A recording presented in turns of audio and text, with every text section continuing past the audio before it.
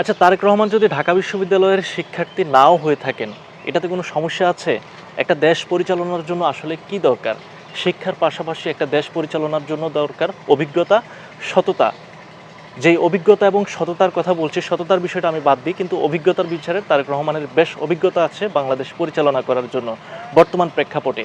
আর শিক্ষার যে বিষয়টা নিয়ে আলোচনা হচ্ছে বা সমালোচনা হচ্ছে, তারেক রহমান ঢাকা বিশ্ববিদ্যালয়ের শিক্ষার্থী কিনা, এটা নিয়ে কিন্তু বেশ কয়েকটি প্রমাণ হাতে এসেছে। এর মধ্যে উল্লেখযোগ্য হচ্ছে সাবেক উপদেষ্টা আসিফ নজরুল একটা স্ট্যাটাস দিয়েছেন যে তারেক রহমান ঢাকা বিশ্ববিদ্যালয়ের আইন বিভাগের শিক্ষার্থী, 1985-86 ব্যাচের শিক্ষার্থী, এবং তিনি এর প্রমাণ হিসেবে উল্লেখ করেছেন তখনকার সময়ের বেশ কয়েকজন বেশ নামজাদা দুজন শিক্ষার্থীর নাম উল্লেখ করেছেন। এর ভিতরে একজন হচ্ছেন সাবেক উপদেষ্টা রেজনা হাসান, আরেকজন হচ্ছেন সাবেক স্পিকার শিরিন শারমিন। তো এই দুজনের নাম বা এই দুজন তার সহপাঠী ছিলেন বা সমকক্ষ পড়াশোনা করতেন।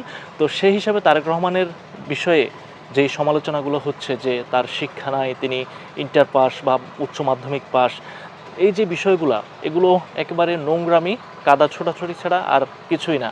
শিক্ষা বেশ গুরুত্বপূর্ণ একটা পয়েন্ট, একটা দেশ পরিচালনার জন্য অবশ্যই প্রয়োজন, কিন্তু সেই শিক্ষার পাশাপাশি যদি আপনি দেখেন যে তারেক রহমানের অভিজ্ঞতা নেই, সেটা আপনি বলতে পারেন যে তারেক রহমান অনভিজ্ঞ একজন ব্যক্তি। কিন্তু তারেক রহমানের অভিজ্ঞতার কিন্তু কমতি নেই। তিনি এর আগেও কিন্তু দেশ পরিচালনা করেন নাই, কিন্তু দেশের বেশ কয়েকটি গুরুত্বপূর্ণ বিষয়ে তিনি সোচ্চার ছিলেন, এবং কি দেশ নিয়ে তিনি ভেবেছেন, দেশের মানুষ নিয়ে তিনি ভেবেছেন, এবং কি দেশের মানুষের পক্ষে তিনি বিগত 17 বছর কাজ করেছেন। এর আগে তার মা যখন ক্ষমতায় ছিলেন, সরকার প্রধান ছিলেন, তখন তিনি সরকারের কোনো না কোনো অংশে ছিলেন।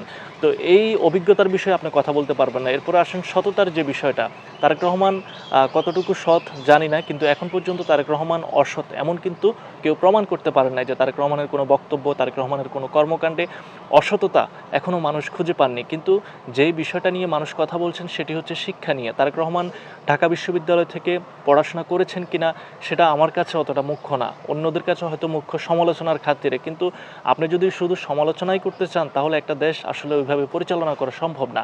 সমালোচনা করে একজনকে হয়তো পিছনে টেনে রাখা যায় বা একজনকে পিছনে ধরে রাখা যায়, কিন্তু তার সামনে যাওয়ার যে পথ সেটা কিন্তু আপনি ধরে রাখতে পারবেন না, তাকে আটকে রাখতে পারবেন না একটা দেশ নিয়ে সে যেভাবে চিন্তাভাবনা করছে।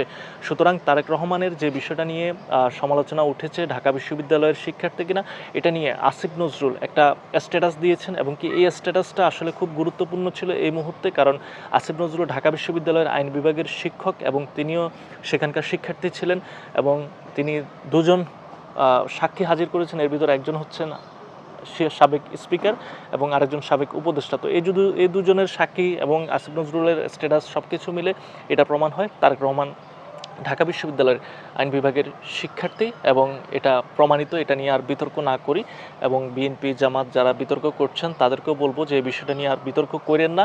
আমাদের ভিতরে আর যাতে কোনো ধরনের ফাটল না ধরে বা এটা নিয়ে যাতে আর কোনো ধরনের সমালোচনা না হয়, সেই বিষয়টা আপনারা দেখেন। কারণ এখন তারেক রহমান বাংলাদেশের প্রধানমন্ত্রীকে নিয়ে যদি আপনারা এরকম কটূক্তি করেন বা বিতর্ক ছড়ান, এটা কিন্তু আসলে কোনো দেশের জন্যই পজিটিভ সাইন না।